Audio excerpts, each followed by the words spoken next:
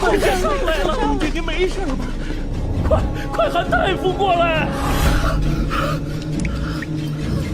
官家古装，现在是什么年代？如今是公元1127年，大宋王朝的军队腐败无能，战力日益低下。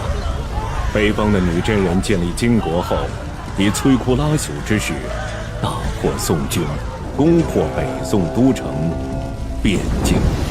黄河以北的大量土地和城池被金人侵占，中原腹地惨遭劫掠和屠杀。宋徽宗、宋钦宗二帝被俘虏，3000黄金贵胄及数万百姓被金军驱赶北上，成为奴隶。这是中华历史上惨痛的异族入侵，后世称之为靖康之耻。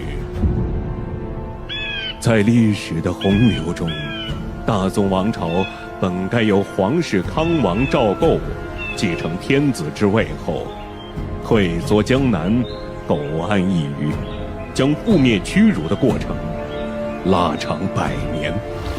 但是一个意外，却让一切都变成了意料之外。大夫说，官家坠入井中的伤势已然无碍，现在停留明道宫多日了。太后也遣人向扬州询问了数字，病都佐证等事宜都需要早行定夺，否则难于和金人议和。万一再生枝节，引起纷争，行在这边实在难以应付。官家还是要尽早启程啊！我居然真的穿越了，还穿成了皇帝，但我真的怎么也高兴不起来。毕竟我是穿到了那个与秦桧合谋害死了英雄岳飞的千古罪人赵构身上。好歹我也是21世纪的当代大学生，待业好青年，我可不要变成赵老九这种臭名昭著的烂人呢。没融合到赵老九的记忆，这些家伙我是一个都不认识啊。不过有一点我听明白了，他们都是跟着赵老九想要南下逃跑的投降派。到底该当如何，还请官家示下。朕乏了，出去透透气。这些事，日后再议。康大官，官家倒是不再哭闹胡搅，但似乎全然不认得咱们了。别大惊小怪，官家只是伤了头，有些许错乱罢了。你看官家气色依旧，口齿言语也清晰，过些时日，定能恢复如初。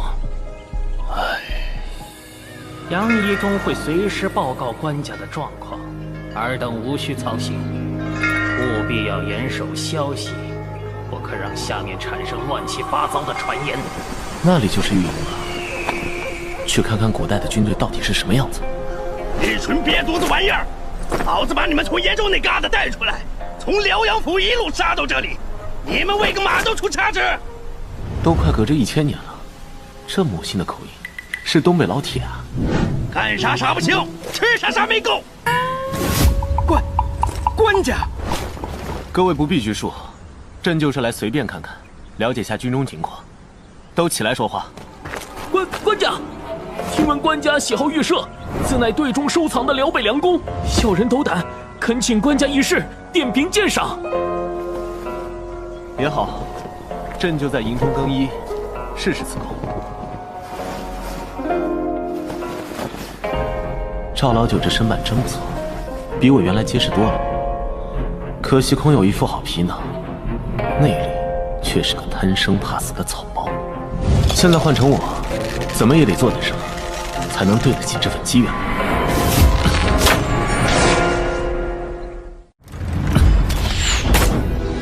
官家好剑法，真是名不虚传。射得好！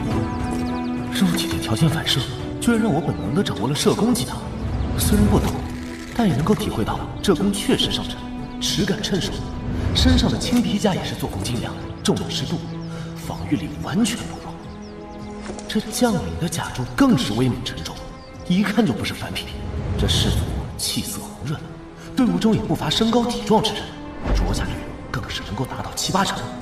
这军马膘肥体壮，相当健康，说明饲料充足，待养良好。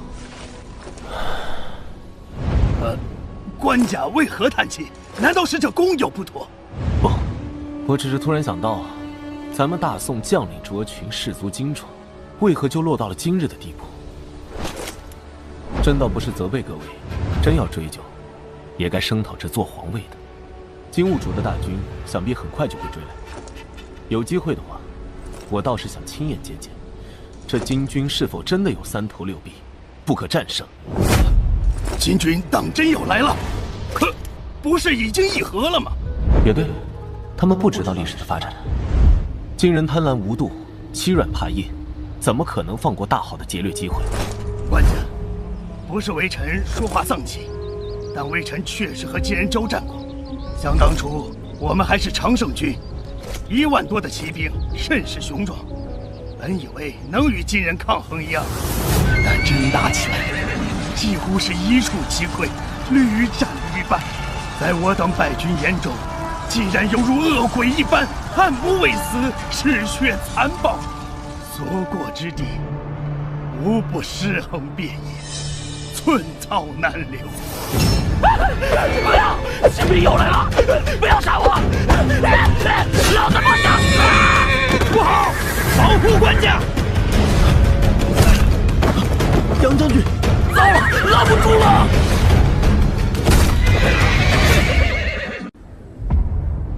官家，臣约束手下不力，险些酿成大祸，请官家责罚。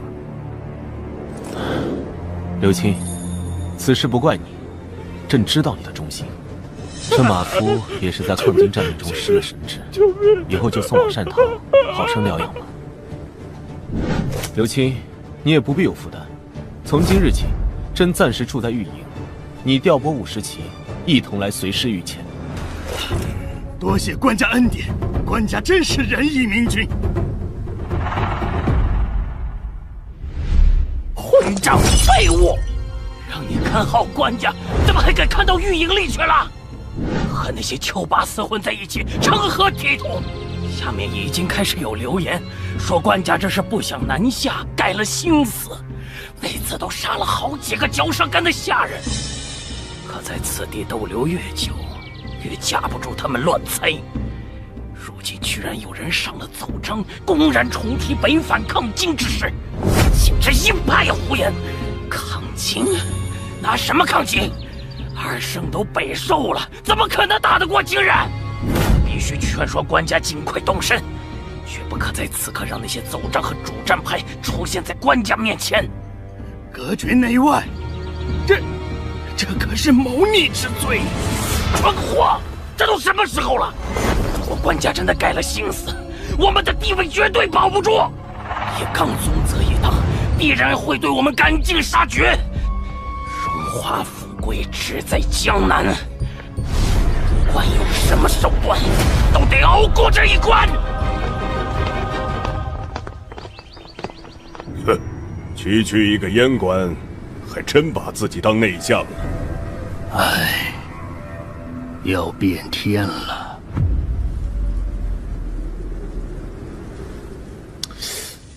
这毛笔用着可真费劲。据说这赵家父子治国不怎么样，说话却都是一流，可得小心别穿帮。目前的情况是，以康律为首的5人控制了整个投降派小朝廷。我的反常状态应该引起了他们的猜疑，所以刻意把我和群臣隔离开来。我若是要主动出击，不单得笼络好诗兴队，还要尽快接触文武百官，看看有哪些可用之人。岳飞和韩世忠现在应该还没混出头吧？主战派还有谁来着？可恶！如此下去，别说抗金了，我怕不是得做一个被架空的糊涂天子了。朕的心腹都在哪儿啊？官家，臣在。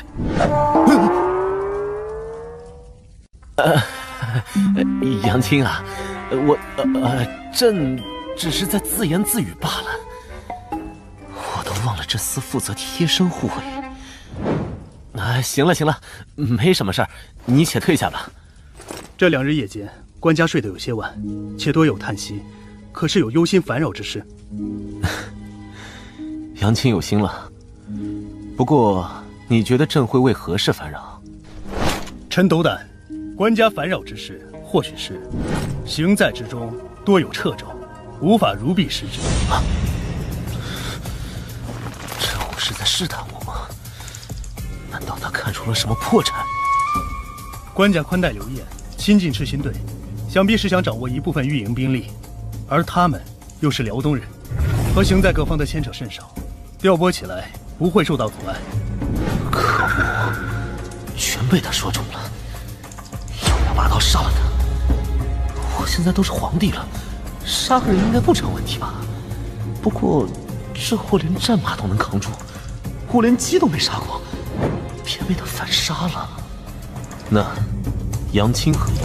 官家，若官家有心北反抗金，自可行天子权柄，无需防备朝中群僚。官家不必疑虑，陛下乃当今唯一正统，行在中无人可动摇大位。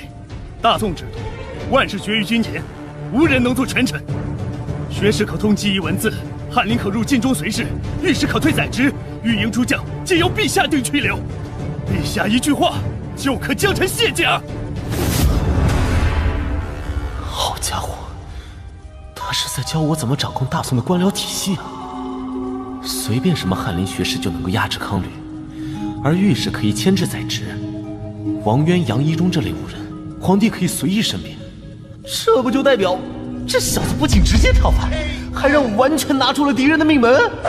如此说来，杨青也支持抗金吗？你们可从来都是坚持劝朕南下扬州避战的，如今又突然说起这朝中官制。陛下坠锦受伤，思虑有碍，臣才妄加提醒，绝无他意。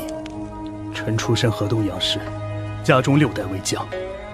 靖康事变，臣家中满门皆为国捐躯，独留臣一人，未能死节。乃是希冀有朝一日亲报国仇家恨，抗击复国之志，从不敢忘。但臣在晋中毫无根基，只能人云亦云，不得妄言。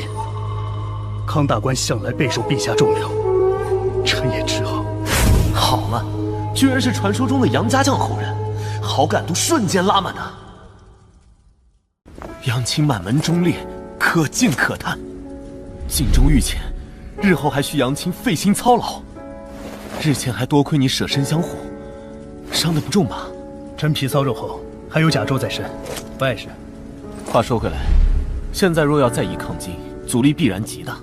杨青可知，朝中还有何人志同道合？臣道行在时日较短，不敢僭越妄论朝政。只是如今官家若想破局，只需在百官中找出1人即可。什么？召回？你们没听错，朕要召回李纲、李相公，重定留在中原的抗金大计。使不得呀！2个月前才罢免了李纲的相位，现在再召他回来，成何体统啊！更何况，好此竟敢对官家言语不敬！自靖康之后，这大宋朝还真有什么体统吗？但凡有半分，何至于落到今日这个地步？是，官家神武，定能扭转乾坤，痛击金狗。臣的意思是，即使不召回李纲，官家也必能收复河山。不错，李纲他还是陛下控制朝堂，简直是无父无君呐！这蠢货总算有点用了。罢了，那就先不召回李纲了吧。只是康大官之前也说到了人心所向，如今行在匆匆南下，恐怕会失了中原的市民之心啊。有了，不如就先召开朝议，让朕也好好看看这满朝文武的人心。这驯鸽的拆屋理论果然好用，我先说召回李纲，你们大力反对；再说要召开朝议，你们就不好反对了。让你们也见识见识来自21世纪的民间智慧。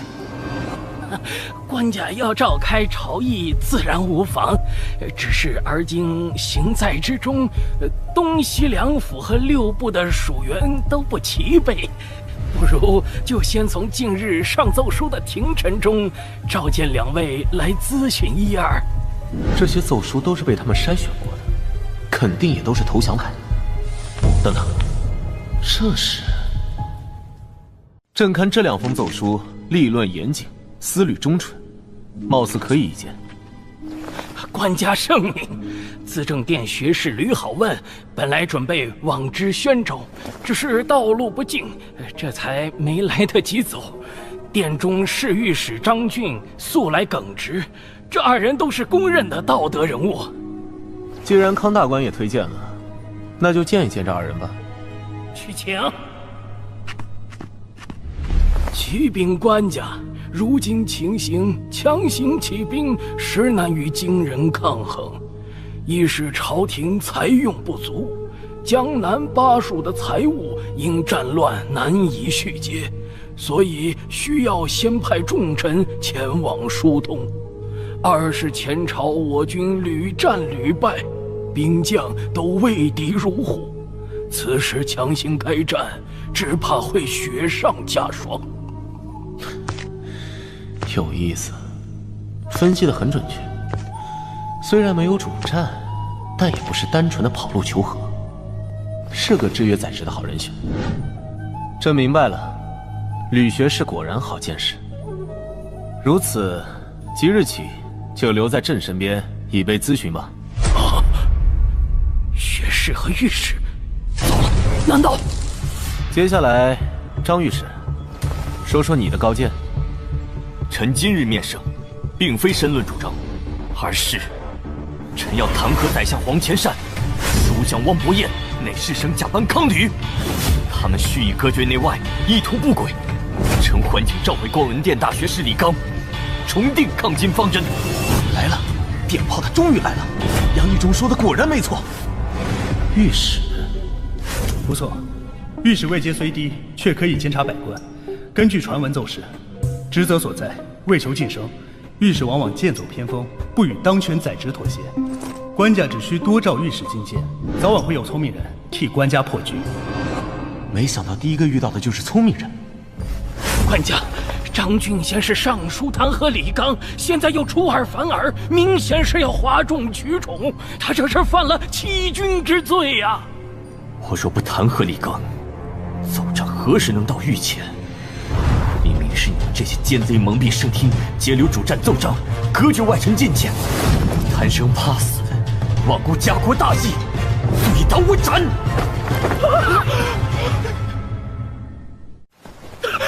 国家明鉴呀！臣等一片赤诚之心，全是为了官家呀！哎，康吕，事到如今，你也莫要再狡辩。奏章之事，一查便知。我等确实铸下大错。王伯彦，你在胡说什么？唉，老夫实在悔不当初，不该为了权势盲从于你。天下岌岌可危，你我却一心争权，贪图安逸。你可忘了，自己的地位全然仰仗天子圣眷，而天子位尊却是基于江山社稷，天下市民啊！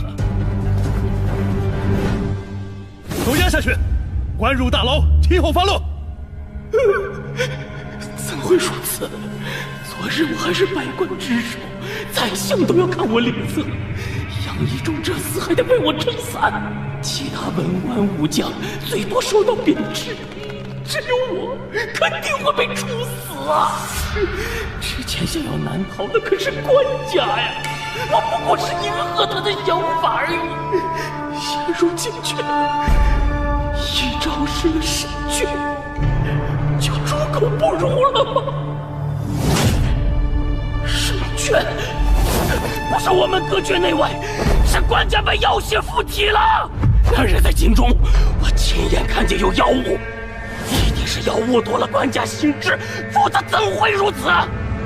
大官，你我相识多年，我答应和你去扬州享受富贵，就是圣明天子，决心留在中原抗金，变成了妖邪，咱们之间何至于此？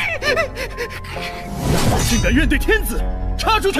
不，官家！本想留他一条性命，可惜。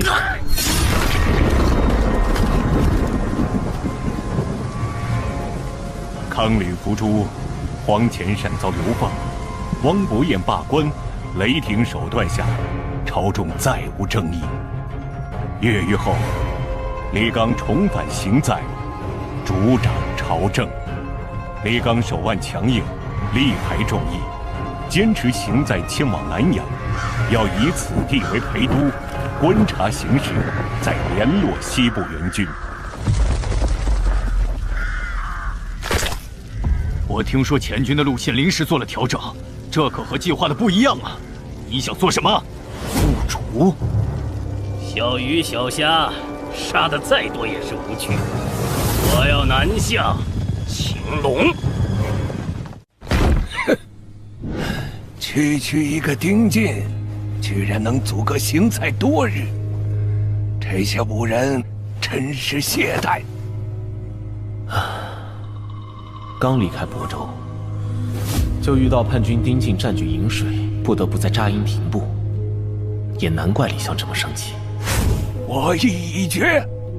首先，行在不可不兵，在京东两路剿匪的御营使司刘光世不可妄动，可调左军统制韩世忠来此平叛，再调后军统制张俊前往寿春接应。诸位以为如何？此乃老臣之见。官家以为如何？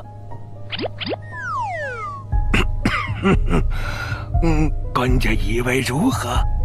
啊，就依李相所言。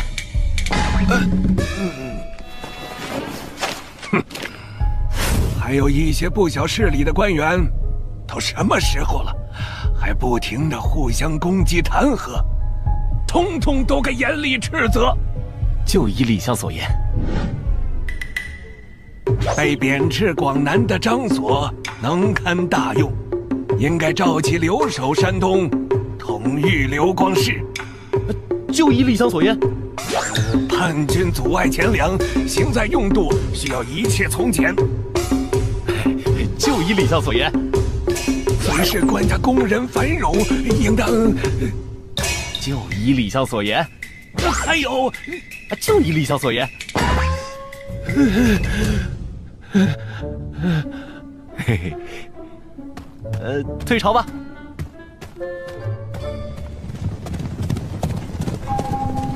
看来赵构对朝中主战派的伤害真的太深了。李纲对我的成见和防范依旧颇深。远在东京留守的宗泽也是如此，一再上表要我重回东京。他是生怕赵构逃得太远太快，才不得不发表如此激烈的言论。现在我想要抗金，确实没几个人会真心相信。官家，前方已是界沟阵，人多嘴杂，还请官家放心，朕知道分寸。朕只是想看看。没错，我看到的一切不是穿越的幻象，不是空洞的陈词奏章，不是听起来感到麻木的数字，这是还未被战乱蹂躏荼毒的人间烟火。好香！哲远，你再迟些回来，我们都快要饿死了。身为御史中丞，也得按时吃饭啊。官家给每个人都发了姜匙，你们却好意思跑来我这里瓜分。反正托你的福，我们都难得再吃到姜食了，必须搭配烫酒。慢饮，慢饮。此次行在才买得了姜匙，听闻官家分毫未尝，尽数分给了百官家眷。如此圣天子德行，可媲美古之明君。那李相公却咄咄相逼，不仅在朝堂上还是官家，还抨击官家外出扰民。等行在安稳于南阳之后，他若依旧如此无度，我定要狠狠弹劾于他。袁振兄多虑了，李相没那个野心，也没可能成为权臣。以李相为首的主战派，之前受到太多打压，如今起复，心里有不满和猜忌也属正常。若不能容忍李相的跋扈，如何能让满朝文武相信，官家如今是真的想要抗金？其实官家真要表现抗金决心，就应该立刻北上，御驾亲征，浴血杀敌，迎回2日。大事不好了！金兀术来了！赵大人、胡大人，李相命你们速去参加朝会。赵大人，李相命你即刻出发，催促韩世忠进军。黄河下游，金兀术大军兵力5万不止，现已渡河，直指京东东路。自梁上坡往东，黄河沿线全线告急。可恨，怎么如此快？为何被人阻拦？谁敢拦？谁又能拦得住？金军势大，我们绝技不是对手。还是快派使臣前去议和，多少拖些时日。还议个屁！早该快些南下才对。闭嘴！适才主张南逃议和的，再有此投降言论者，一律罢免。还有胡说什么北上迎战、御驾亲征的，统统罚俸半年。金军距离行在还远得很，都慌乱什么？此事我已有决断，金兀术此番孤军渡河，必不会过于深入。我料他应当是想在京东东路劫掠一番，只要着令刘光世、张所死守坚城，避免野战，等金人抢去那些金银财货，总会退去。诸位可有异议？我有异议。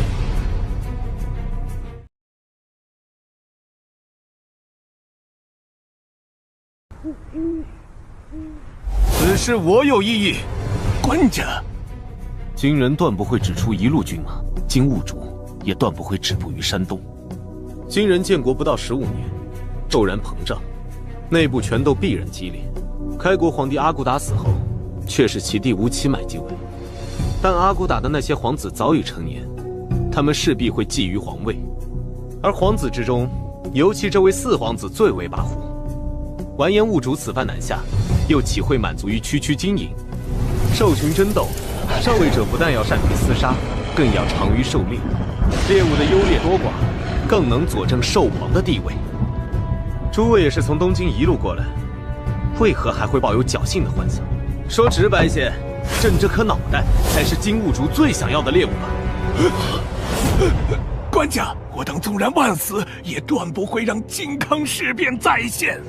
金国国主吴七买和都元帅詹罕绝不会傻傻等着金兀术抢到头骨，但他们自是身份，也不会和金兀术来争抢朕的头颅。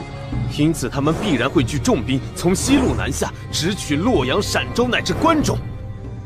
届时中原尽皆沦陷，社稷倾覆，大宋再难光复。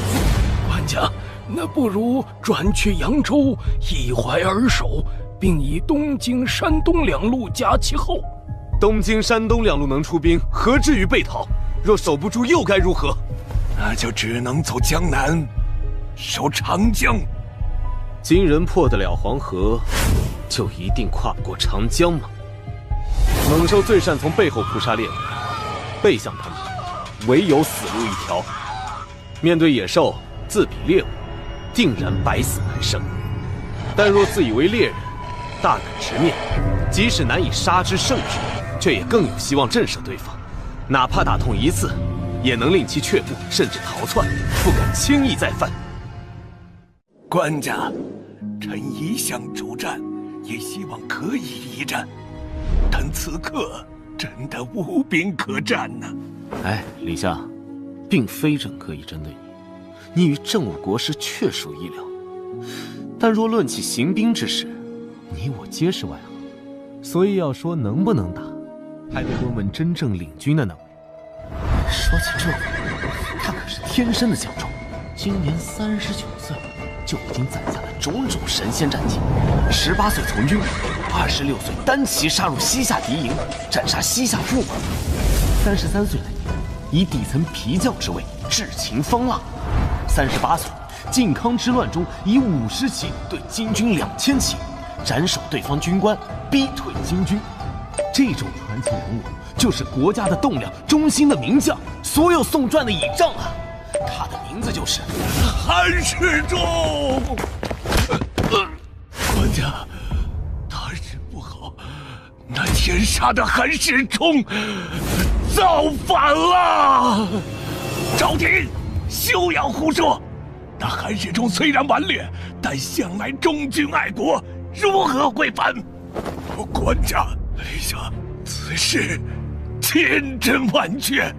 臣等奉命前去迎接韩世忠，结果东面白池镇便撞上其兵马，不想竟与其中的统领发生口角，对方未有多言，便路认屠戮。这些准备枭首示众，臣等奋力跳河逃亡，却就被他们射杀数人。距离行在不过20里，他们放言必要赶尽杀绝。官家，速速走吧！这没道理啊！韩世忠的忠诚度没满100也应该有99啊！官家，人都靠不住，臣愿前去斥退叛军。官家，臣请领班职剿叛军。官家，都闭嘴！杨仪忠，末将在，带领诸班职封锁大殿，不可让消息外泄。都带官家从后殿离开，务必确保班职护送官家渡河。等等，前军部署作乱，并非韩世忠本人呐，何须惊慌逃窜？官家，乱兵一旦开了杀戒，便断无退路。韩世忠前军至少2000部众，行在只有数百班职，一旦冲击行在，犯下不忍言之事，韩世忠死罪难逃。这样下去，韩世忠不想反也得反。我们走。李相，朕一走了之，可行在诸人。官家，乱世之中，这种事在所难免。不，要结束这乱世，要抵御金国，失了诸位公公，只靠朕这么个不成器的官家，如何能办到？官家的心思，老臣已然明了。今日之祸，全是臣粗疏所致，官家千万莫要自责愧疚，失了志气。社稷的复兴，全系官家一人。大宋可以没有老臣，可以没有行在诸臣，唯独不能没有官家。我想的实在太简单了，以为穿越了就一定自带光环可以解决一切。李纲适才那番话，分明是诀别遗言，我却毫无办法。像那传说中的岳飞，现在也只有20出头，还不知在哪里蹉跎。唯有这韩世忠，如今39岁，身经百战，武艺绝伦，正是一名将领的黄金年纪。韩世忠相当于刘备麾下的张飞，可笑张飞的前军作乱，刘备就得扔下所有人，顶着寒风淌过冰碴子过河。等等，张飞、刘备，我现在要逃，不就是因为担心韩世忠会被迫造反吗？可是那是李纲他们在不了解历史的前提下做出的判断呢。所有人都会怀疑，所有人都该怀疑，唯有我是最当完全信任韩世忠的呀。诸位，事到如今，老夫只有一言，能为国家死节，莫失了最后的体面。昭鼎，你可知韩世忠本部驻扎何处？在万寿县后的金沟镇，距此多远？ 40里。杨一中，带他上马。是，给我匹马，我也去。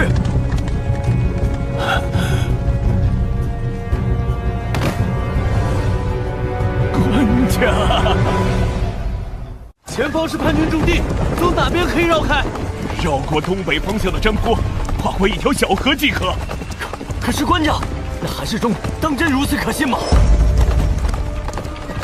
不好，有人埋伏在此！别慌，他们人数不多，必不是本部军马。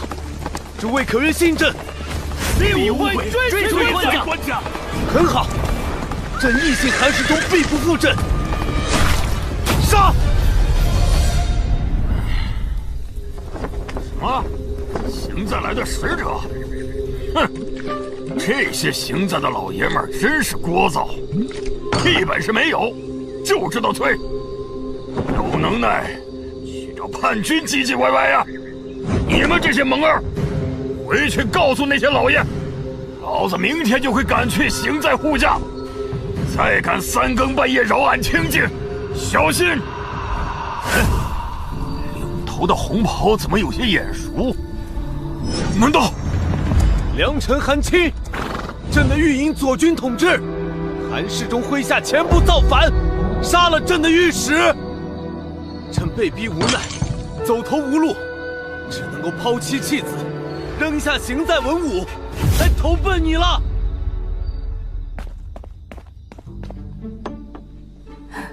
官家，一时仓促，只得这些面食。无妨，有劳韩夫人了。好吃，来，诸位，动筷子呀！这汤饼又长又宽，味道极佳。这厨子怕不是韩青从绥德老家专门带出来的。哈哈哈哈哈！官家居然毫不紧张，这气度，这胸襟。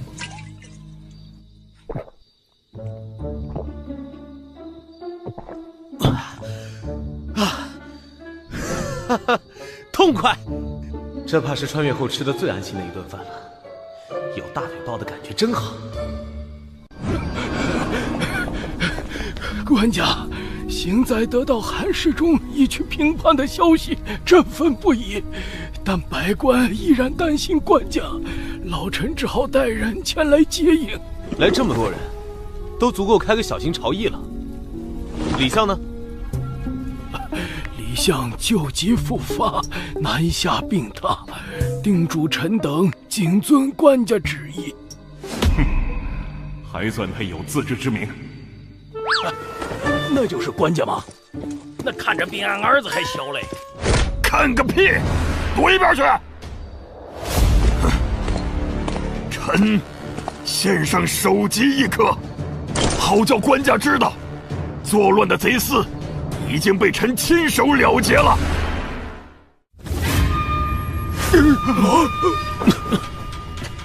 这么快？怎么平的？该死！我才刚吃完呢。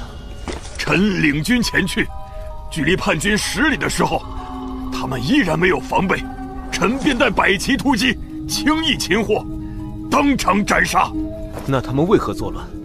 据说是因为邢在要求所有平乱所获都要先行上缴，再行分配。这些贼厮乃是降军，不懂规矩。请官家放心，臣素来知道邢在清苦，一路上连道祖、佛祖身上的金粉都刮了。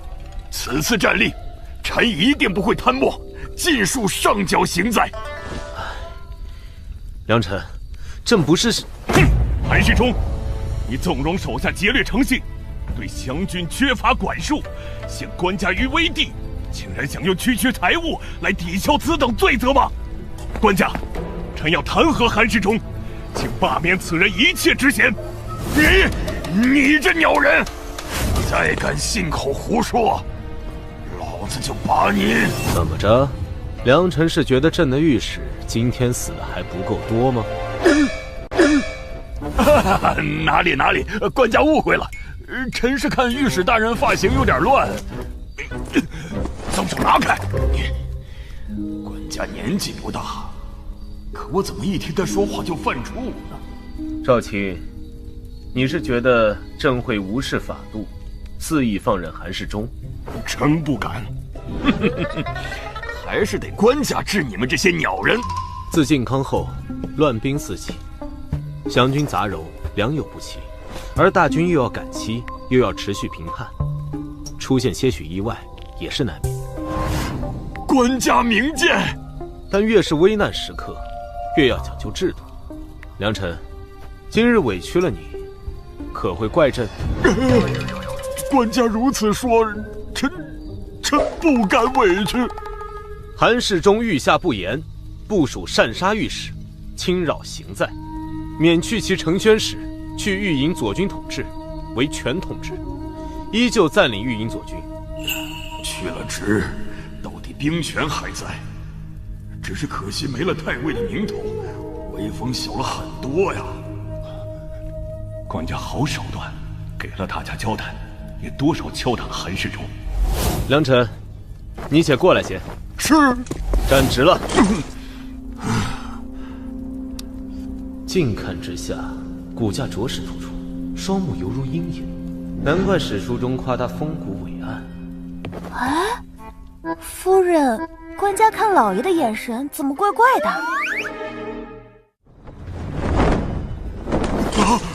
官家，这如何使得？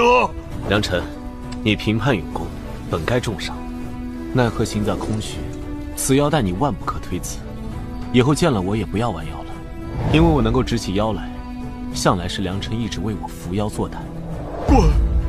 官家。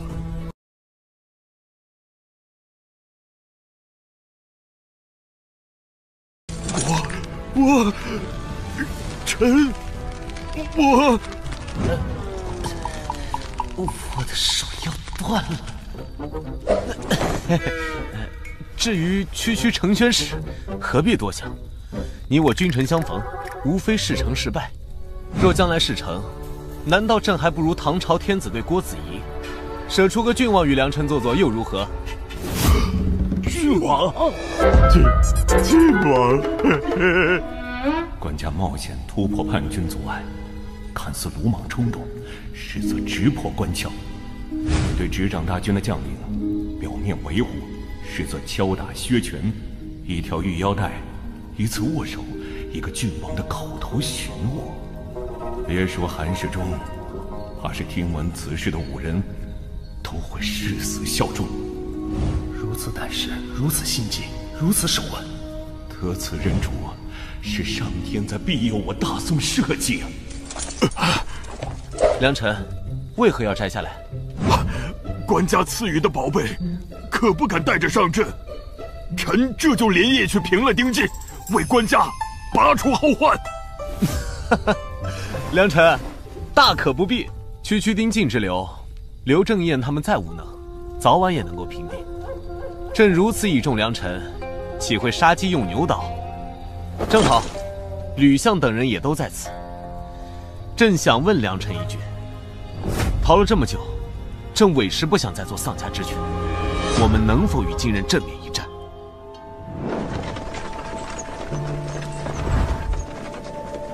爹，娘，咱们什么时候回家啊？把金人赶走，咱们就可以回家了。你们从没见过金军吗？我们可是从东京逃过来的，金人就是恶鬼，根本打不过，连皇帝老儿都在难逃了。趁还有命，赶紧逃吧！也许有天，连逃的地方都没有了。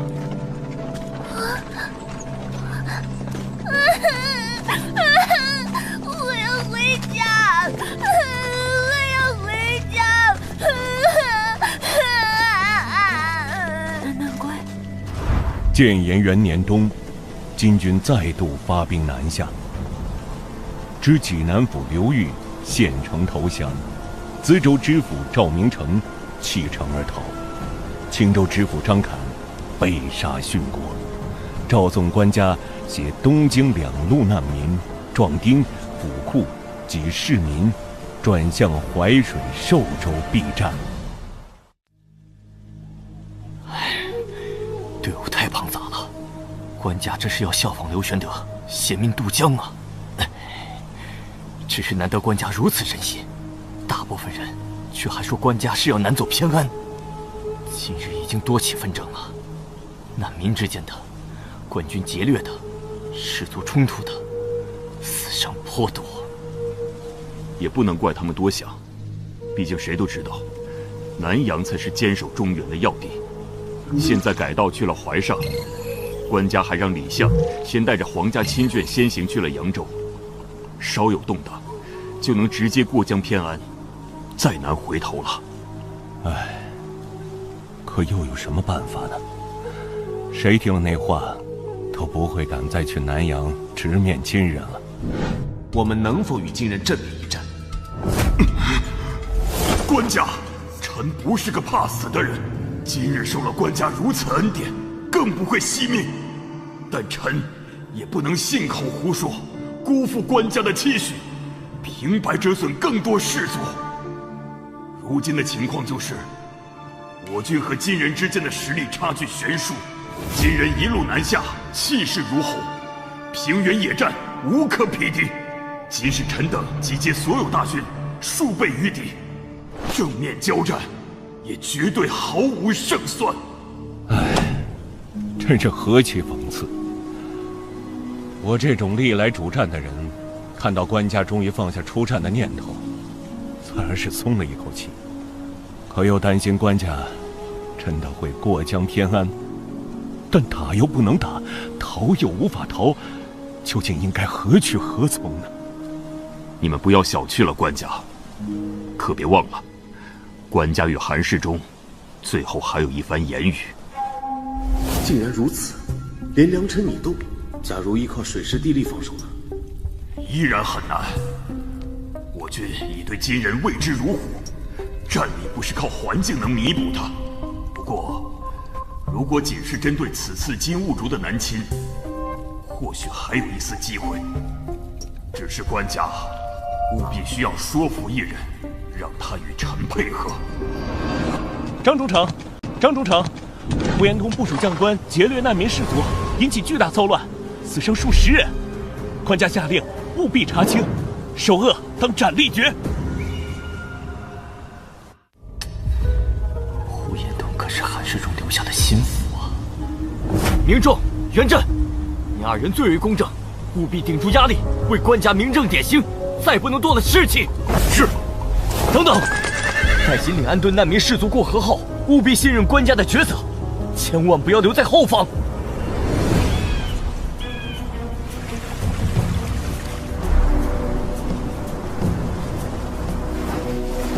不过，如果仅是针对此次金兀术的南侵，或许还有一丝机会。只是官家必须要说服一人，让他与臣配合。哦，什么人？此人占据地利，且军中资历深厚，虽不擅长野战，但长于守备。如今正驻扎在寿州下蔡，但他为人过于谨小慎微，若非官家亲自出面，绝难让他出兵。此人正是御营司前军统制张俊。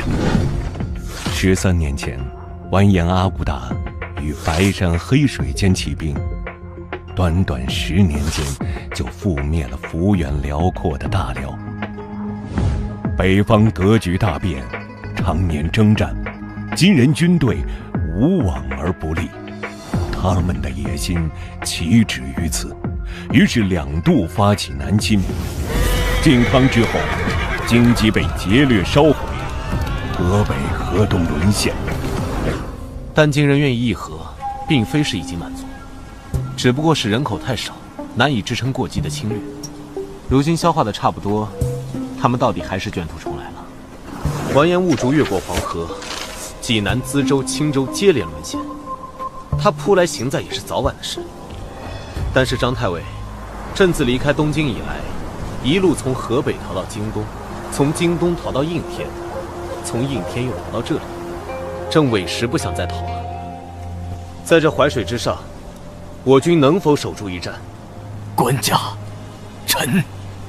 张太尉，你回答朕之前，须想清楚，你我二人相识于河北，皆是没落。那时候没有你，朕就是金军饵料。拥立之功，朕与你自然不会身份，所以朕都无需赠你腰带，就诚心向你发问。但在此国家大义的事上，你也要晓得，如今你若离了朕，便会重新沦为道边野犬。官家，臣不敢推诿，也不敢妄言。3万，只要敌军不超过3万，臣敢保证死战不退。但若超过此数，臣实在……来，伯英，无需这么拘谨。朕很高兴你能如此坦诚。3万，这个数字果然与韩世忠所言相合。朕与韩世忠推演过，此次金国东路有10万左右。听闻济南又有民众与起义军起事，完颜塔赖需要统领5万军力镇压，同时进发大名府。完颜兀竹必然孤军前来。如今他距离此处还有6个军州，不求镇守这6州的刘光世死战，只要他坚守城池，就能层层拖延金军。等金兀竹通过防区，长途奔袭之下，还需处处分兵守御。届时来到淮水的兵力必然不超3万。借助地利，我军成犄角之势，必能成功防御。官家果然智计，但如果对方兵力超数，也请果断渡河撤退。放心，伯英，那是自然。兀竹，你在说什么糊涂话？此番南下，大国主的旨意说得清楚，乃是要取京东东路，经外围移往河北。如今战事顺利，你当立刻折返河北，攻取大名府才对。哼，大名府的留守杜冲已经跑了，有什么必要去打？俺自然是要去抓了南边的宋国皇帝，真正取了中原这花花世界。国战大事，岂可因你个人野心临时生变？你不能因私废公。哼，俺个人也行。叔父，你跟着汉人混久了，装模作样当真有一套啊！别以为俺不知道，此番出战，国主已经许了章邯河北和河东之地，更许了你鲁地，要封你一个鲁国国主。你和章邯难道不是假借国家之名为个人谋利吗？既然如此，俺堂堂太祖之子，有本事取了中原，就算到了国主面前，也敢争这口气。胡闹！你真想南下，何不先完成国主交代，与俺一起平了鲁地，没有后顾之忧，岂不安全？那不知要等到何时啊？万一宋家皇帝在开春前逃过淮水，那可就难寻了。叔父，你放心，俺不用你的兵马，还会再调2万大军去攻打大名府。俺只带3个万户南下，输赢计较都只在俺自己。你答不答应？晚去6个营，考虑考虑。叔父请便。真让你说中了，兀竹那小子果然不会安分。他仗着太祖之子的身份，铁了心要立刻南下。俺到底要怎么回他？你可得好好帮俺出个主意。小秦学士，冀、北2处瓮城已经修葺完毕，多段城墙也已经修补好，各处守备所需弓箭、弩机、木垒、碎石、焦油也整备妥当。最新一批的少骑还没有回来，但结合前几批的情报，新降的济南府百姓发生暴动，由于向完颜塔赖求援，而后者已然即刻发兵支援。完颜兀竹也分兵前去接应。如此推算，金军此次南下，兵力必然不会超出3万了。但是伯英啊，刘光世那边为何久久没有回信？此次关键也在于他能否层层分治金军。官家大可不必如此忧心，也许是信使途中遭遇了乱兵等意外。那是有大国部队从北面过来了，快派少骑侦察对方究竟是敌是友。是溃兵，是北方来的溃兵。数量怎么会这么多？为何逃得如此急迫？难道是金军罗旗，拐子马？古竹，这样，你若执意现在南下，也得应许俺一个条件：此去寿州尚有刘光世掌控6个军州阻隔，你得先平了刘光世，俺方能许你南下。叔父，这套说辞是你帐下那个汉人幕僚教的？自然是小秦学士。古竹，你可不许找他麻烦。哼，俺谢他还来不及呢，明天俺就给他送7、8个美女。这是刚送来的军报，刘光世放弃所有军州，全军不战而逃了。既然如此，你送钱就好。小秦学士可是最怕老婆的。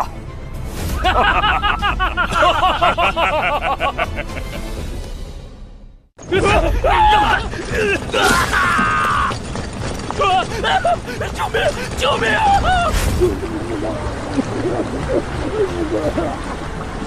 混账！溃兵足有数千，竟然不过数十骑，居然就被如此驱赶屠戮，宁可跳河被冰水冻死，也不敢回身拼命啊！居然畏惧金人到了如此地步！官家，臣这就亲自领兵，驱赶金人，收拢溃兵，查清状况。来人，备马！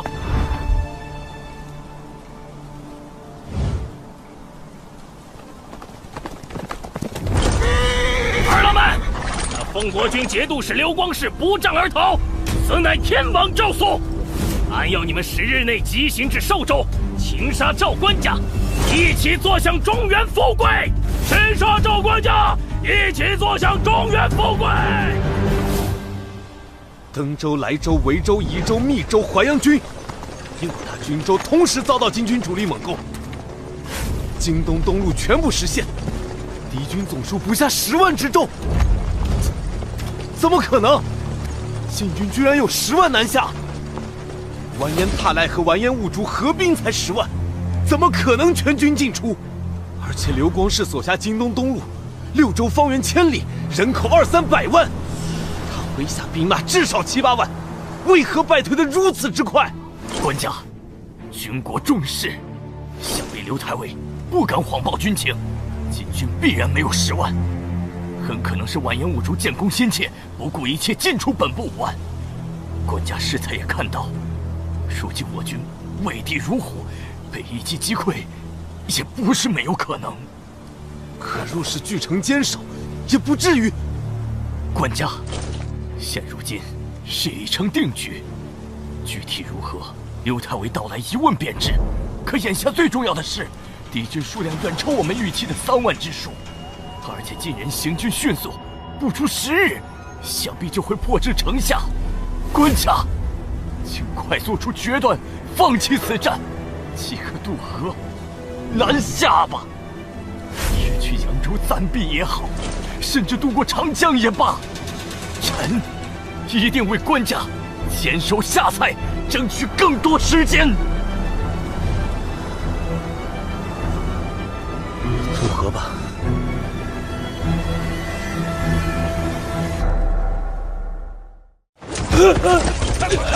去也别打了，让官军先行。逃难的百姓有10几万，溃退的军官也有5、6万。下蔡以及上下游的渡口皆是人满为患。张太尉带兵维持秩序，已然斩杀了100余乱兵，但各种混乱依然难以避免。官家，还请下山前往寿春城中暂避，以备不测。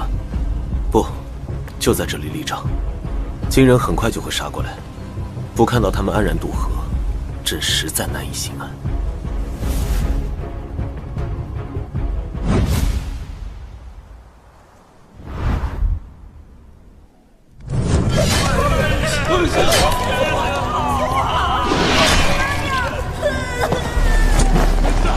别抢我东西啊！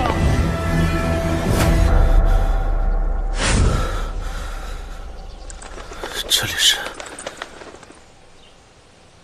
原来那些都是梦啊！小伙子，脸色怎么这么差？生病了？道长，我没事，刚才看书睡着了，做了个噩梦而已。这么有深度的书，很难得的年轻人啊！我哪看得懂？打发时间而已。还挺谦虚。可以可以，能不能请你帮老头子一个忙啊？小伙子哪里人？多大了？啊，本地的，21了。正年轻啊，真好。要不要老头子带你去天净宫算算前程？咱这涡阳老子庙可是春秋时期就传下来的，有我带着，可以给你打个8折。咱这儿有离儿保佑，灵得很呐。道长，都说了我是本地人啊，谁不知道隔壁陆毅那个才是真……等等，你找我帮忙，不会就是想骗钱吧？还一口一个老子、李耳什么的，完全不像正经道士吧？怎么会呢？再说了，陆毅和咱们这儿离得这么近，说什么真的假的？这样吧，你要是帮了忙，就再给你打个5折。道长再见。哎，小伙子，你别急着走啊！哎呦，不算命不算命，我是真的有事找你帮忙。什么？有小狗掉进九龙井里了？哎，道长，这种事儿你就直说嘛，干嘛拐弯抹角的？哎，这不是怕你不答应吗？不过这狗咱本是不想管的，奈何他家里人常请咱吃饭，真不好意思眼睁睁看着人家的狗在井里遭殃。这早听说为了凑酒，新挖了8口腹井，但这也太敷衍了吧，连个像样的井口都没修啊，完全是个水泥坑，好不好啊？这就是那个小狗吗？看样子只是伤到了腿。放心吧，道长，我这就下去。好深，一人不入庙，二人不看井。我是犯了什么忌讳吗？总觉得下去就会死人。救又不救，走又不走，你是在糊弄天下人吗？区区一条狗，怎么跟天下人扯上关系了？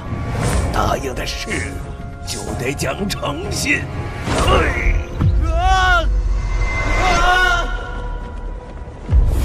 这是……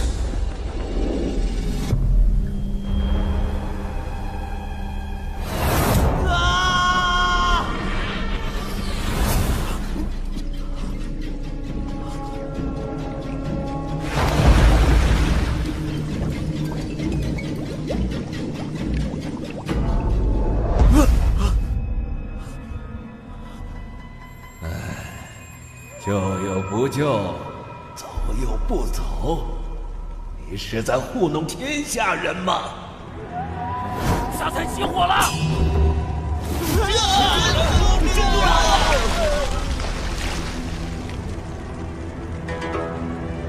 怎么会这样？下在渡口，为何会烧起来？回官家，是奉国军节度使刘太尉，他麾下3000西军本部，2000王德部，还有京东收降的3000副庆部，抢了渡船过河后，放火烧了渡口。什么？我不是让他只送难民过河吗？他怎能擅作主张？来人！官家，还请官家务必忍耐。此时行在只有3000余人马，而刘太尉的8000精锐已然登陆八公山渡口。若官家此刻追责，万一……官家，奉国军节度使刘光世求见。这是要逼着我表态啊！让他来，宰相、学士、御史，还有营中将领，让他们全都来。官家，臣封国军节度使刘光世拜见官家。相别数月，今日终于重见天颜。臣之前在淮北为金人追击，又受张郡王员排挤，几乎以为此生再难与官家相见了呀！不会说谎，难道其中还有什么隐情？但他违反我的命令，带此二将跟随他渡河，的确是事实。刘钦，金军暂且不提。你说被张太尉和王太尉排挤，是怎么一回事？臣本该受命留在下蔡，协同张太尉拒敌，但臣军中将士为金人大举杀伤，势难再战，更影响守军士气。臣便想着，不如先行带他们渡河休整，再向官家报告。他这么说，倒也算有几分道理。但王张二位太尉却不许臣引兵夜渡，他们占用了大半船只，臣的伤病聚在渡口，人心惶惶。失控之下，开始抢夺渡船，不想却发现，船中皆是张太尉之前剿匪所获巨额财货。原来他们是要输送财物给行在和后方显贵，以确保自己在朝中的地位。而且他们早在行在中安排了内应，要在官家身边抹黑臣。此人正是张郡旧部杨一中。官家，臣军中将士为国拼杀，却被贪逼之辈漠视，诈奸浮财，有人气愤难平，有人见财起意，再难约束，导致失控纵火，还请官家息怒，只责罚臣一人治军不严之罪，我要追责臣军中将士。王太尉，此事你作何解释？官家，臣，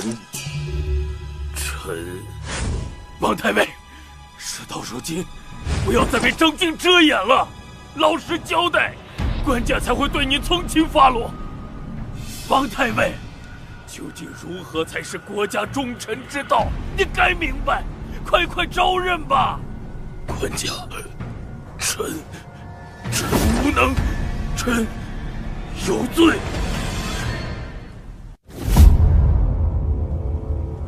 官家，事情已经如此明了，还请官家为臣做主。诸位，吕相公、汪相公、张忠臣，你们的看法呢？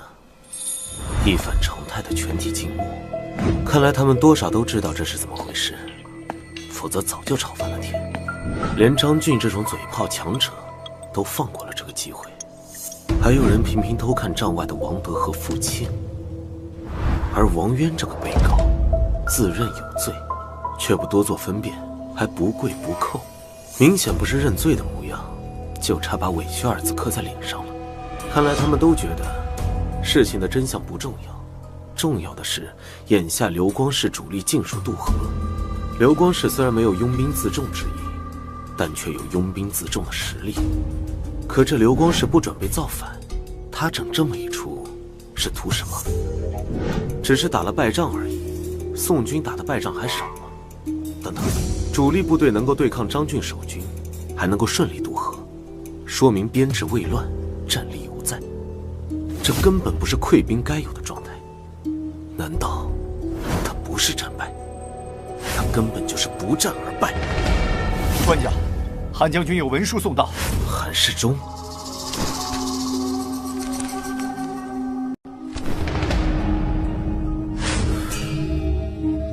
吕相公、汪相公、张忠臣，诸位卿家的意思，朕明白了。辛苦诸位。官家，这王太尉的意思，朕也想明白了。你和韩世忠都曾是刘光世父亲的旧部，刘氏父子向来厚待军士，如今你为了昔日恩义，情愿替刘光世担罪。官家，臣绝无串通军中大将，臣只是……刘太尉好大的威风！你竟不许朕把话说完吗？臣不敢。但诸位不辩不语，无非是觉得刘太尉棋高一招，木已成舟，而张太尉以及下蔡军民困在淮北必死之地，不如干脆放弃，否则逼反了手握精兵的刘太尉，再来一次陈桥故事。官家明鉴啊！臣为师冤枉，臣岂敢！你若再敢打断朕说话，朕就当你是想要这张烂椅子了。想说话，就先领刀把朕赶下去。臣不敢，臣不敢。哼，你当然不敢。但凡你还有半分胆气，也断做不出这种荒唐事。韩世忠已经查清了北方战事的真相，你执掌6个军州，方圆1000里，人口100万，兵马7、8万，却连金军的面都没见到，就闻风而逃。可你不敢战役就罢了，却敢谎报军情。3万敌军，你夸大到10万。为了掩盖自己的无耻罪行，你更是不惜构陷同袍。你自作聪明，拥兵胁迫行在，当真以为朕会姑息你吗？王德、傅庆，你2人上前来，回答朕：太尉与天子孰大？自然是天子。很好，那么麻烦2位亲家帮我拿住刘太尉2只手。官家，臣知罪了。臣只是因为官家也不想打，所以才揣度错了圣意，但臣忠心一片啊！官家饶了臣吧！官家万万不可呀！哪有堂堂天子亲手杀将的道理？官家收了他的兵权，或者监押流放也可。臣官家以国家制度为重啊！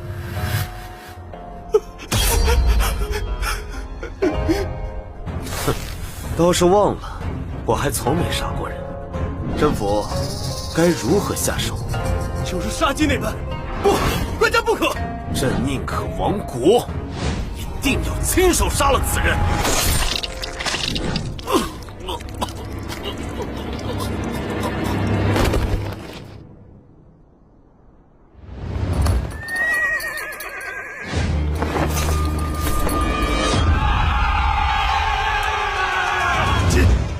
果然来了！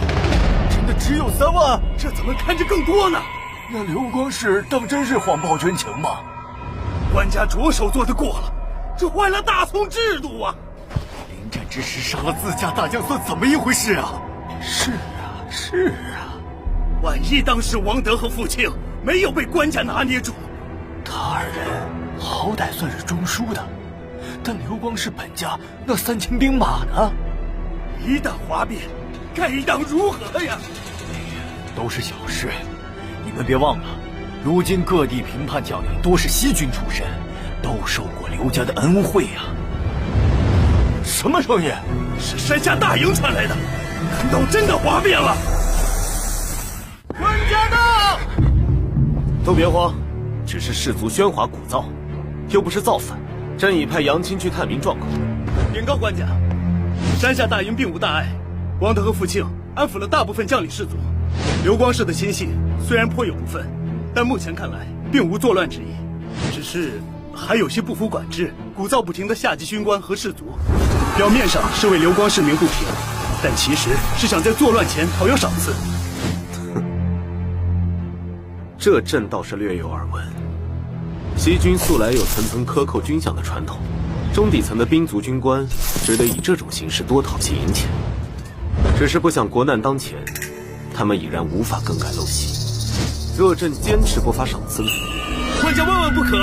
如今军中没有宿将坐镇，士卒们很容易就会被煽动闹事。是啊，官家，此事不同刘光世一人，万一哗变，就算不造反，也会全营溃散难逃的。放心，既然如此，就发给他们赏赐。朕岂会吝惜区区财物？而且不光要照例赏赐士卒，传朕旨意，将王德提拔为统制，领此地刘光世旧部3000兵马。各地汇集来行在的物资和财物，也通通作为赏赐，发放给周边平叛的将领，把带头闹着要赏赐的军官们都集结起来。朕要在大帐中亲自给他们发。官家英明。丞相，请再核对一下这批财物的清单。官家这次从善如流，懂得安抚人心，真是不容易呀。若是早些听我们的，不杀那刘光世，省了多少事。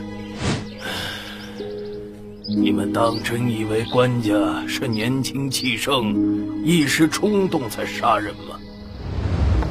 算了，就当老夫杞人忧天，希望不要再出事端吧。还是张哥厉害，时机抓得简直绝了。听说官家要亲自来行赏呢。哼，都学着点吧，见过天子，够你们下半辈子吹牛了。那是，这回赏赐不知道再够玩多久呢。我这寿春城里的娘们贵不贵？干脆赏咱们一个窑子得了。官家驾到！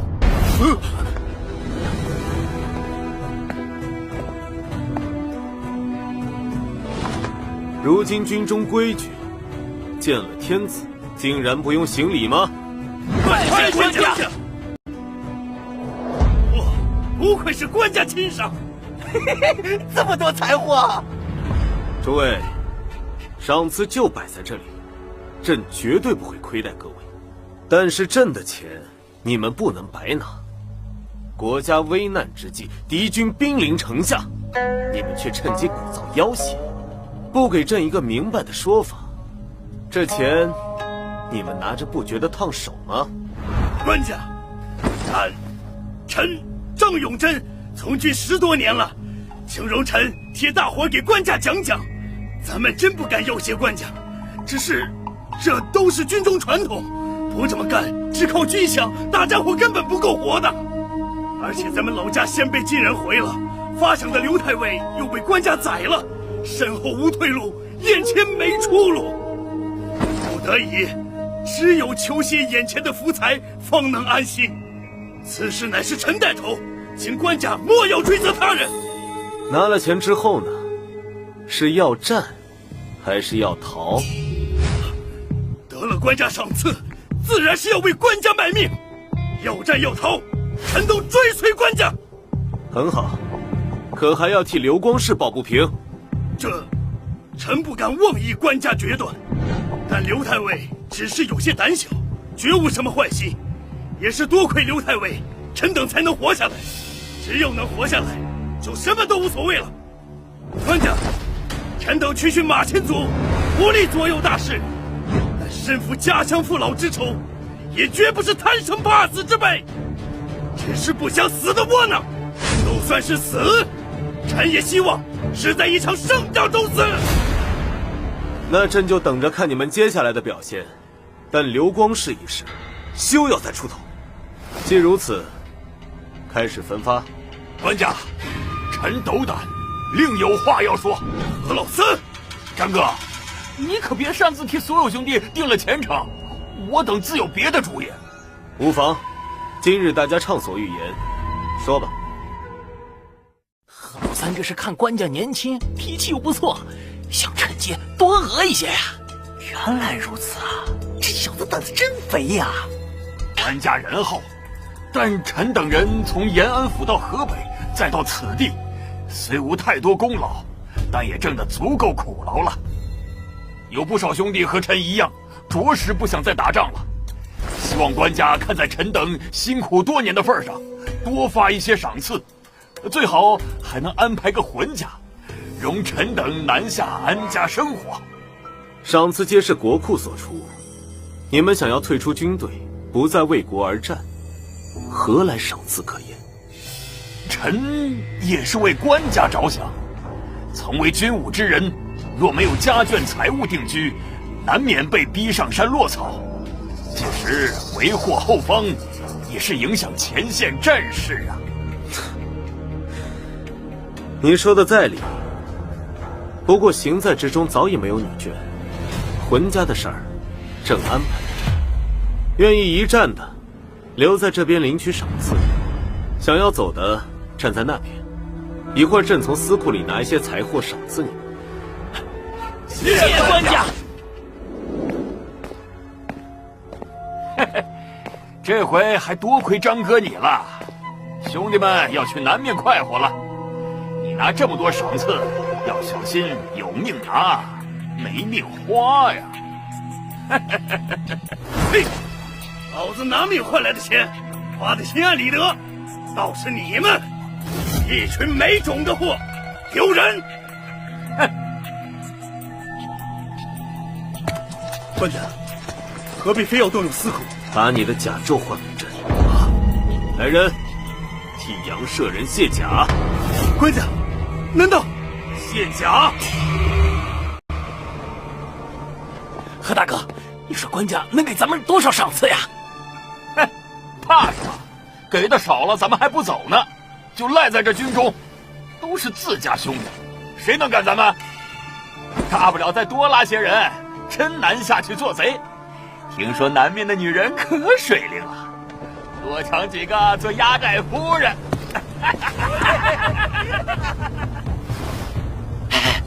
官家来了，后面跟了不少人，一定搬来了不少。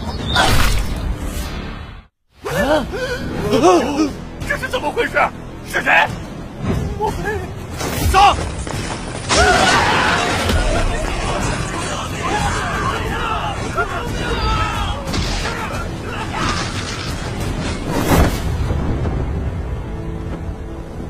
朕既然杀了刘光世，就不怕再多杀几个。从今往后，你们这些废物兵，朕亲自领了。这些首级，就是朕军中第一条规矩：为军而不敢战者，与刘光世同罪。从今往后，朕要亲自掌握军中赏罚，全军赏罚一并决于眼前。这次的事，朕不再追究。你们自去军法处领10个军棍，点齐各自手下兵卒，全部去山腰集合。是，朕誓死追随官家。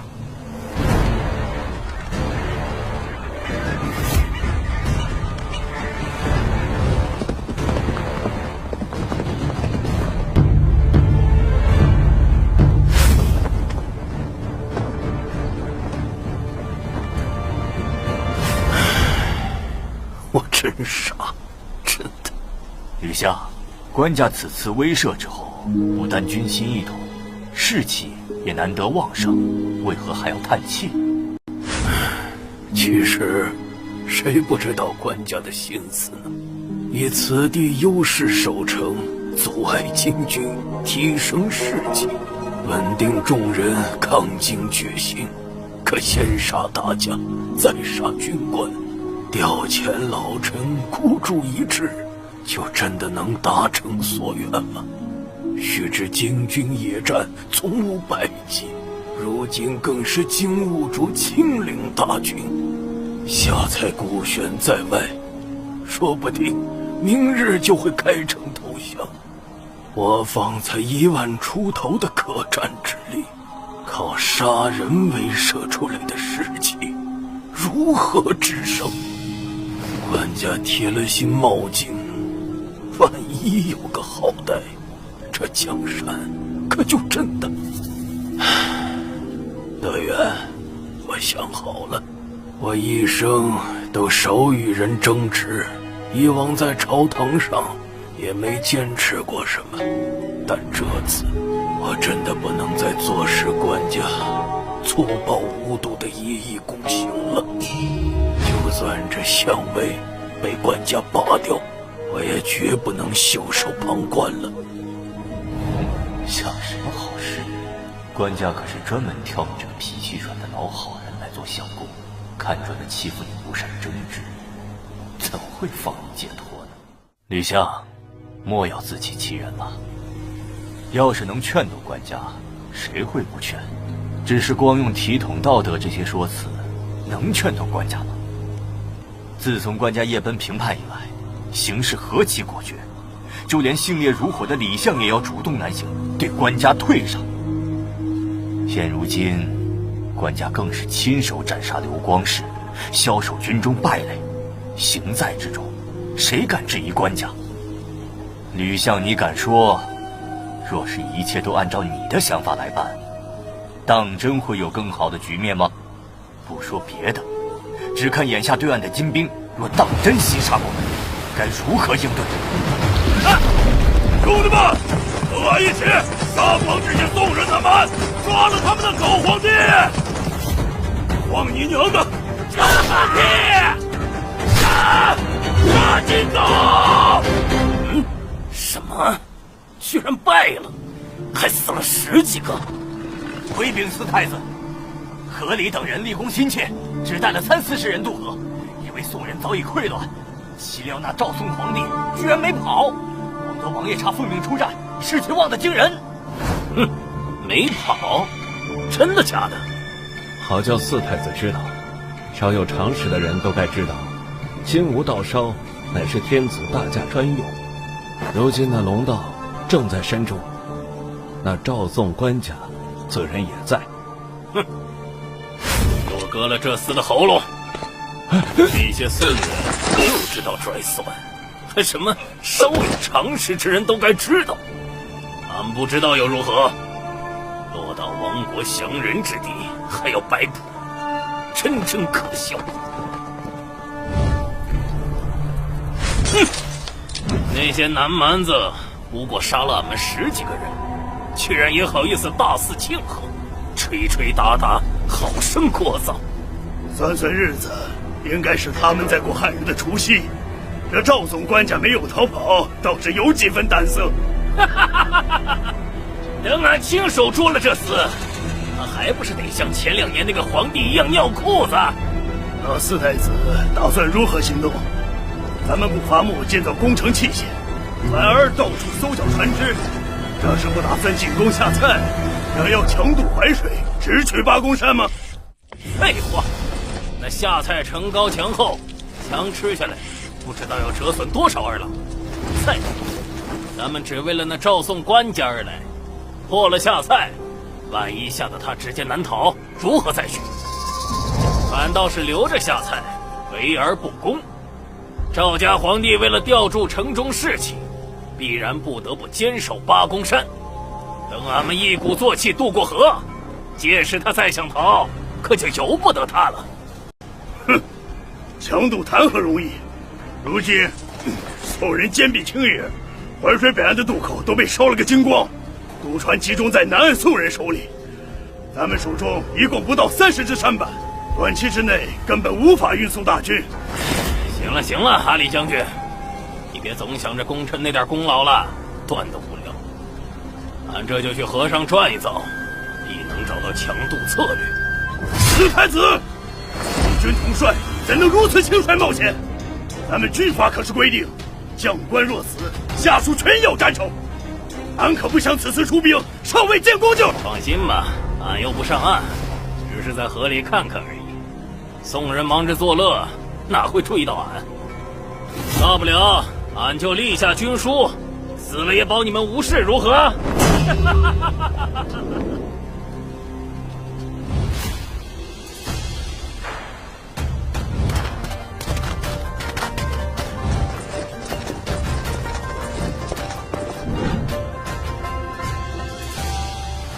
官家，这鸭子好吃得紧，官家为何不动筷呢？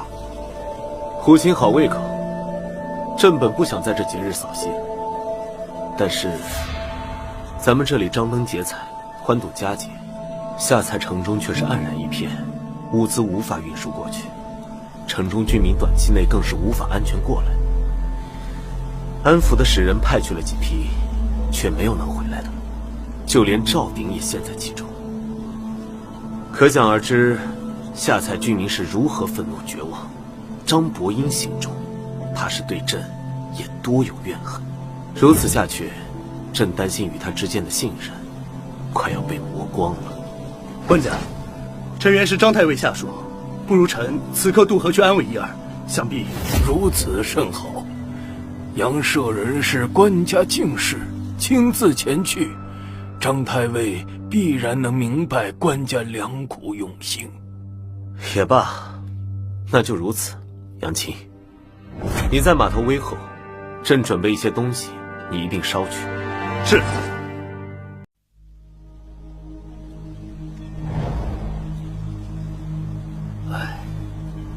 朕还以为只有杨青察觉到了，想想不到你们竟都来了。官家，这到底是为什么呀？明明有更稳妥的方法，为何一定要犯险？万一张太尉有半点歹心，或者难以约束下属。官家，老臣自知软弱无能，劝不动官家。但官家亲手杀了刘光世，袖手逃兵，如今又非要死守淮水，执着已是孤城的下菜，老臣不理解，更不能为官家分忧，实在是万分难忍。官家呀，真的要如此为难老臣吗？二位亲家的心意，朕全然明白。可是非要朕给出一个幸福的说辞，朕也为难。只是朕也想反问二位亲家，为何汉光武帝当日只带13人也要拼死突围？勾践为何能够隐忍18年一朝灭吴？刘玄德为何宁可妻离子散也要携民渡江？楚霸王为何不肯过江东？便是完颜阿骨打，又为何要起兵反辽？安史之乱众，张巡为何要死守睢阳？出使金国的李若水又为何要喝马惊人，导致对方将自己寸折而死？明明他们也有更好更轻松的选择，朕不知道，但朕或许能够体会到他们的心情。有些事没有太多道理，却非做不可，否则我仇家恨意难平啊！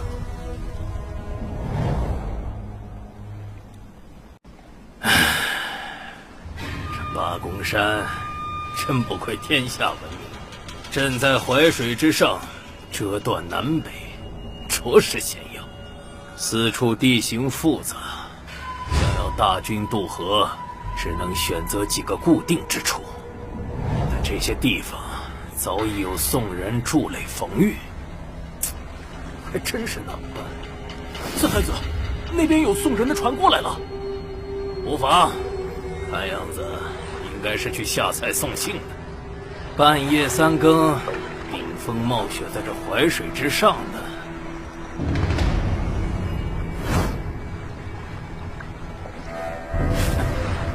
果然是个无名小卒罢了。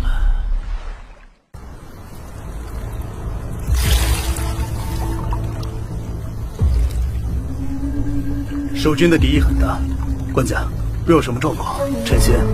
陈父，放轻松，别露出破绽，反而让他们生疑。上了岸，别让他们通报，直接带我们去太尉府邸。杨一中，你胡闹什么？这大半夜的，太尉岂是你想见就见的？你们这些没良心的龟孙，在南岸吃香喝辣，把爷爷们扔在这里，还好意思来烦扰吗？别以为你是官家面前的红人就……臭小子，你怎敢擅闯？姓杨的，你要是再拉我，官家，磨蹭什么呢？快滚，快滚！是。让官家见笑了。无妨，下蔡已是孤城，朕本担心伯英此刻会焦躁颓唐，不想还能如此精神，也是好事。让官家亲身犯险，宰相、御史、内侍简直都是罪无可赦。御前护驾不力，臣请斩杨一中。伯英，免礼，朕只是过来送些东西，说几句闲话。先打开看看吧。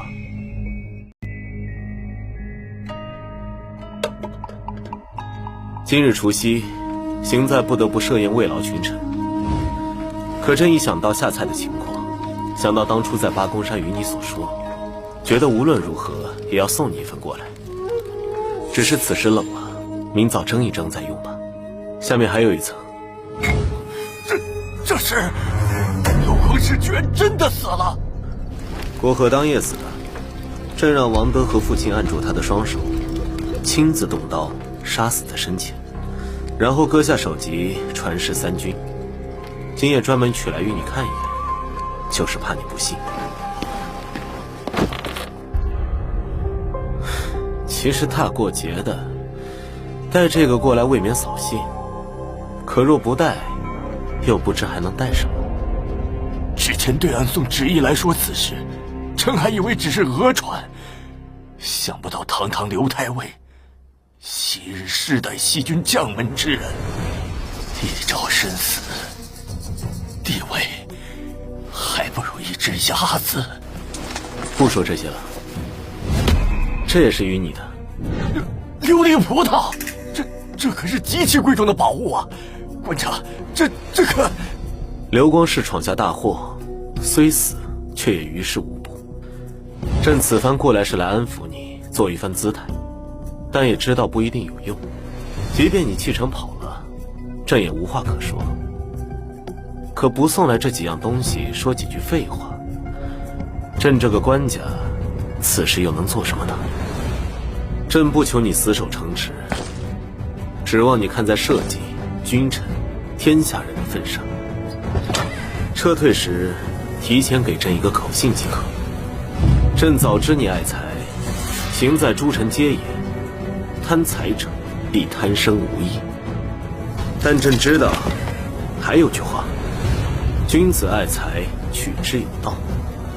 卿若不负朕，他日朕必100倍、1000倍奉还。太尉，官家已经上船了。本来我想着让赵御史也一起回去，但他见到官家后，反而死活不愿南归。官家便提拔他为知州，留下协助守城。太尉，好，知道了。太尉，我看官家并没有为难我们的意思，求一求，或许就准了咱们出逃。太尉若是选择坚守，何不趁机表一番忠心？为何如此失魂落魄，不发一言呢？小田儿，刚才真的不是一场梦吗？你说，如此推心置腹之人，软中带硬之辈，真的是赵宋官家？什么？欠降张俊？不错，俺已经派了使者去下采，估计很快就会有好消息了。张俊，你这贪财忘义的小人，居然打算投降！你不得好死！愧对社稷，愧对官家！你出来见我呀！小田出城了吗？小的亲手用吊筐送田将军下的城墙，他已经与京使顺利接洽，一同前往金营了。官家，老张我这次可真的是拼尽全力了。回禀四太子，小的没求，幸不辱命。张伯英那次果然看在俺是他同乡兼西军袍子的份上，好酒好菜奉上，还让他的2位小妾出来见面。说重点，再多屁话，小心俺割了你的舌头。是。小的已经成功说服张俊献城投降，他还专门派了心腹前来详谈。这位田将军，那可是张太尉的左膀右臂。张太尉说，他可以作为全权代表。好，有什么条件，尽管提出来。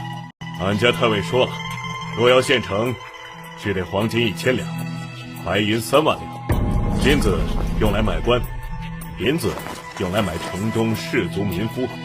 至于俺家太尉，就看四太子的诚意了。什么珍宝财货之类的，倒不挑剔，关键是要立个字据，免得有人事后反悔。立字据？你家太尉当这是在市场做买卖呢？是不是还得俺再找个人来给他担保啊？张俊也太贪了吧！收买军官还说得过去，哪有买士族民夫的道理？要想就利索点，信不信俺们一日就起炮打场？哼，张俊的名声俺早有耳闻，只是大军中怎么可能有如此多的金银财货？回去告诉你家太尉，打个对折，俺可以考虑事后补给他。实话说了吧，老官家对俺家太尉着实不错，要不是刘光世烧了渡口，让夏蔡成为孤城，太尉是绝不会降的。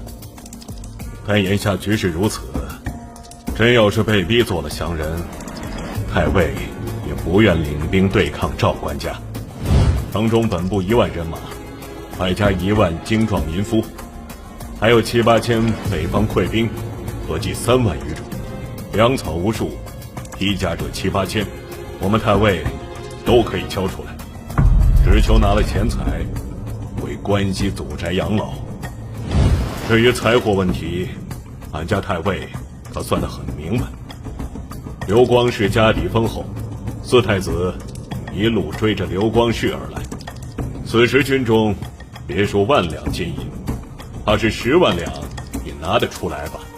一座城加3万军民，换四太子1半军资，这买卖可是绝对划算。你们怎么看？这张俊是真心要降吗？管他真假，咱们准备好炮车，他敢作假就起炮砸城。你们这些汉人最懂汉人了，你们来说说。